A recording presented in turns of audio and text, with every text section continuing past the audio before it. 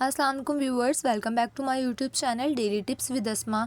आज की इस वीडियो में हम आपको बताएंगे अब्दुल कवी नाम के बारे में अनोखी और दिलचस्प मालूमात। अब्दुल कवी नाम का शुमार लड़कों के नामों में होता है। अब्दुल कवी एक इस्लामी नाम है।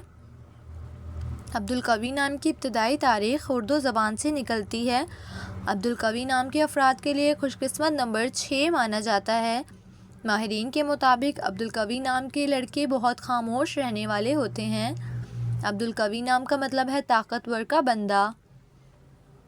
अब्दुल कवी नाम के लड़कों के लिए खुशकिस्मत दिनों में बुध, जुम्मा और हफ्ते का दिन शामिल है। अब्दुल कवी नाम के अफराद के लिए मुआफिक रंगों में नीला, सुरमई और काला रंग शामिल है। अब्दुल कवी नाम के अफराद के लिए मुआफिक पत्थरों में नीलम पत्थर शामिल है। खुशकिस्मती वाली धातों में हिस्सों के हिसाब से लोहा शामिल है। सो फ्रेंड्स, अगर आप अपने नाम का मतलब जानना चाहते हैं तो कमेंट बॉक्स में अपना नाम लिखें।